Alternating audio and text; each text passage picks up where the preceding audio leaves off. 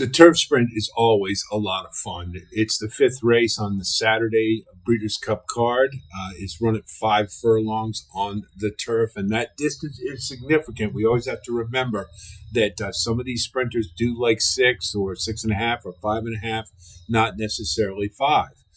You look, and interestingly enough, we have 3 fillies in this race, along with several Euro imports, Believing, Starlust, Star of Mystery, Bradzel, big-time sprinter, Big Evs, last year's Breeders' Cup Juvenile Turf Sprint champion, and Isavungu Vungu from South Africa, all lined up to try to deal with Cogburn, who is the deserving favorite for sure.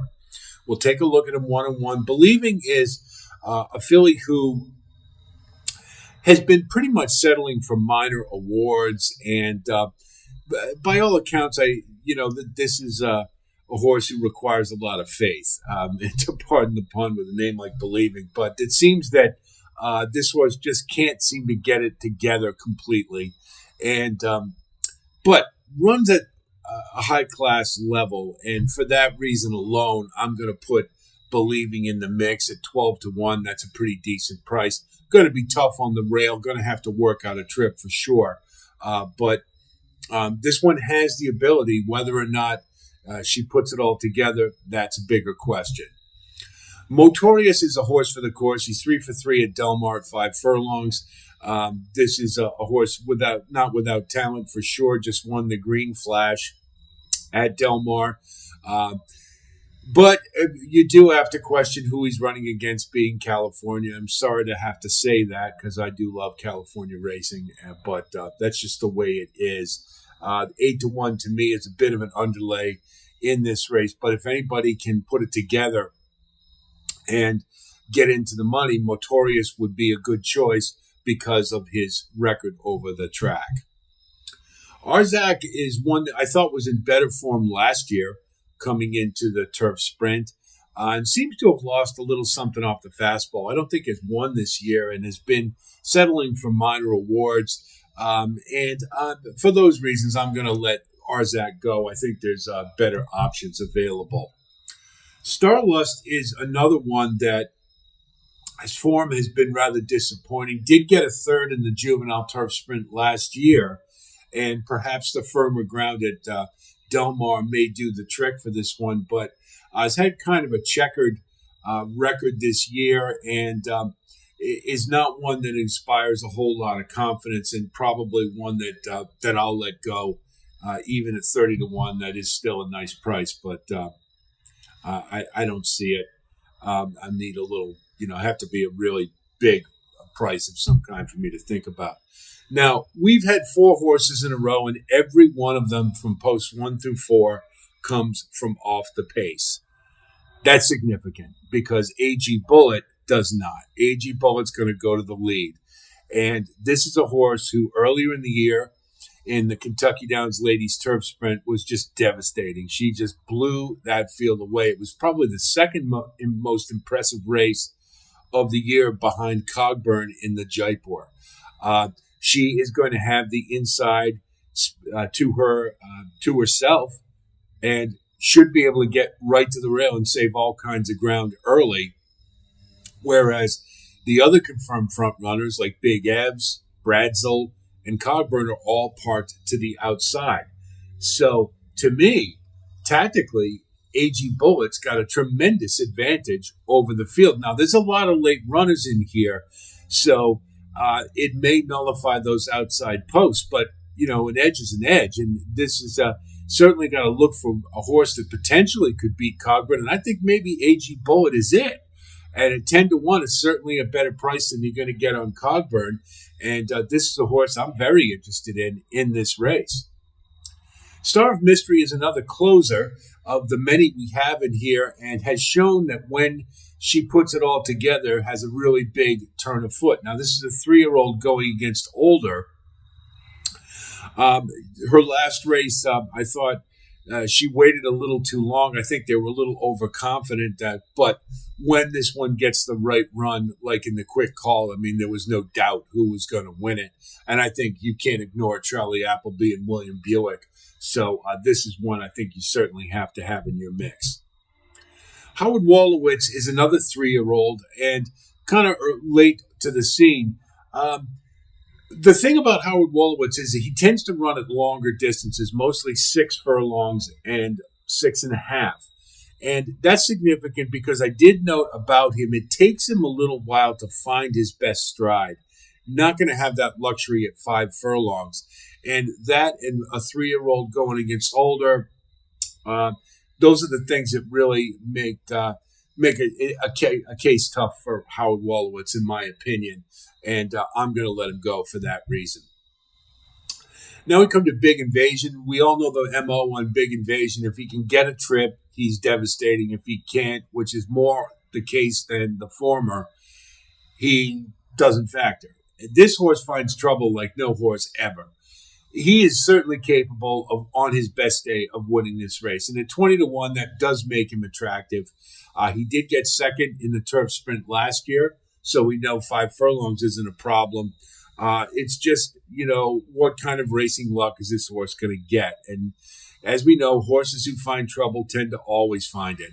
So it's really hard to back him, but I think you can use him with confidence underneath. I just don't know about winning the race. Now we come to Cogburn, the favorite, 7-5. You just can't like that price, but you know what? This is a horse that probably merits it. The 2 races, the last 2, the Jaipur and the Ainsworth Turf Sprint. The Jaipur was just the coronation, but the Ainsworth Turf Sprint was no less a good race. The fact that he was coming off such a monster effort was really all the more impressive that he was able to do it again at Kentucky Downs. I thought it was the time to beat him, and I was proved wrong. So this is obviously a special horse on the turf. Steve Asmussen is very good at keeping horses in good form for extended periods of time. He's certainly the one to beat in this race. And can he win this? Of course he can. I'm just wondering that the wheels have to come off at some point.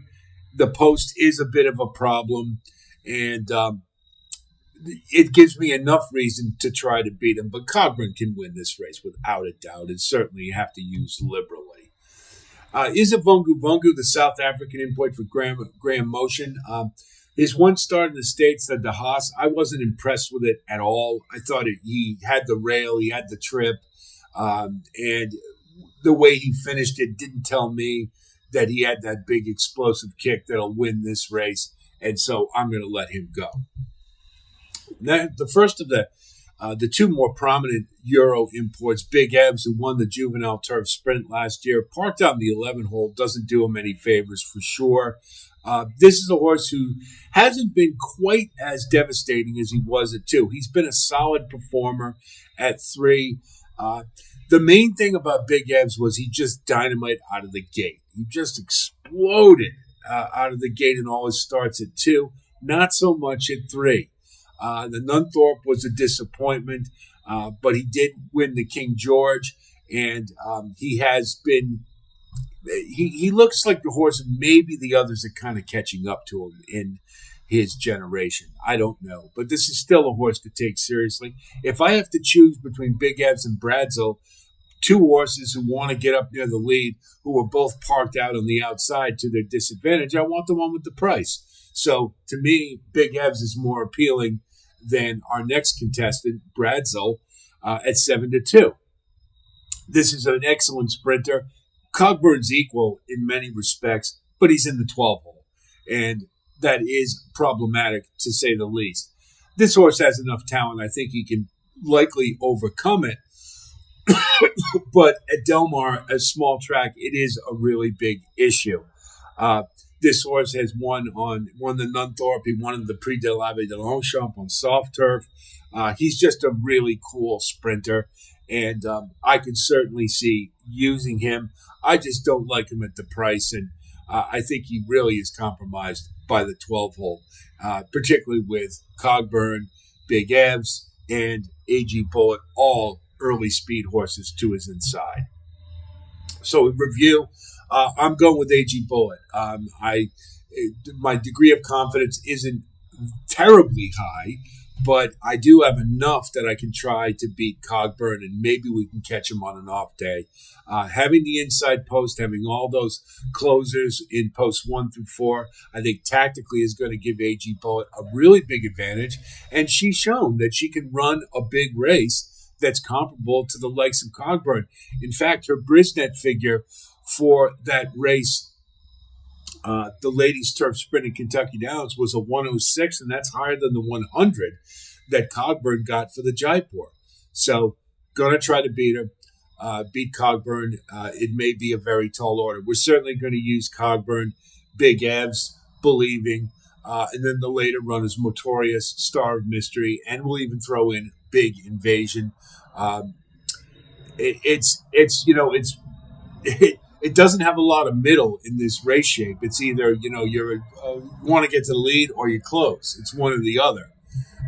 So we'll look at our wagering strategy. We'll go for the win with AG Bullet. Then we'll do a 5-9 cold exacta. We'll box the two of them. Then we'll do a key box with 5 on top with 1, 2, and 6. As to me, the most likely candidates to get second, Believing, Motorius, and Star of Mystery. Then we'll do a trifecta 5-9, 5-9 with 1, 2, 6, 8, 9, and 11. And then 5 with 1, 2, 6 with 1, 2, 6, 8, 9, and 11. We have to try to make chicken salad out of chicken shit here with a really short price favorite. In a big field, I think as a handicapper, you absolutely have to try to beat Cogburn in this spot. So we'll try to do it with AG Bullet. So that's the turf sprint. We've got 5 more to do, or 4 more rather, as we do have our video for the Classic out there for Saturday's card. So a lot more content coming. Stay tuned for that. And if you do like content like this, please like and subscribe. And thanks to all of you who have shown support so far. So we'll have a lot more coming. That's it from here. I'll talk to you soon. And until then, be well.